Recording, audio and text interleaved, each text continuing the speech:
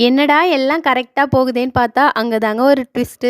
இது வந்து ஒரு அர்ஜென்ட் ஆர்டர். ஒரு 2 மணி நேரத்திலே கேட்டிருந்தாங்க. ஆனா, அந்த கலர தவிர மித்த எல்லா கலர் த்ரெட்டுமே என்கிட்ட இருந்துச்சு. எக்ஸாக்ட் மேட்சிங் த்ரெட் எனக்கு கிடைக்கலங்க. ஸோ என்ன பண்றதுன்னு தெரியாம கஸ்டமர் கிட்டயே சொல்லிட்டேன். என்ட்ட மேட்சிங் த்ரெட் இல்ல. அதாவது எக்ஸாக்ட்டா மேட்ச் ஆகல. கொஞ்சம் டிஃபர் ஆகுது அப்படின்னு சொல்லியிருந்தேன். அவங்க வந்து ரொம்ப ஆடா தெரியாம இருந்தா போதும். நீங்க இருக்கிறத வச்சு ஸ்டிச் பண்ணி குடுங்கன்னு சொல்லிட்டாங்க. ஸோ வந்து என்கிட்ட இருந்ததிலே இது ஒண்ணு தான் கொஞ்சம் மேட்ச் ஆகுற மாரி இருந்தது. ஸோ அத வச்சு ஸ்டிச் பண்ணலான்னு பிளான் பண்ணிட்டேன். ஆனா, இதுலயும் பாதி நூல் தாங்க இருந்தது. எனக்கு தெரியாம இது ஸ்டிச் பண்ணி முடிக்கிறதுக்குள்ளேயே காலியாயிடும்னு சொல்லிட்டு.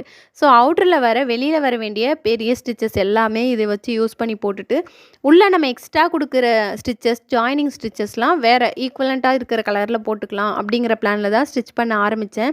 பட் லக்கிலி நூல் வந்து கரெக்ட்டாவே இருந்ததுங்க. ஸோ இத வச்சே வந்து ஸ்டிச் பண்ணி முடிச்சுட்டேன். அண்ட் அவங்களும் வந்து பெருசா எந்த ஒர்க்கும் கேட்கல. சாரி கிளாத் வச்சு ஒரு திக்கான பைப்பிங் மட்டும் தான் கேட்டிருந்தாங்க. ஸோ, அதனால ஈஸியாவே முடிச்சு குடுத்துட்டேன்.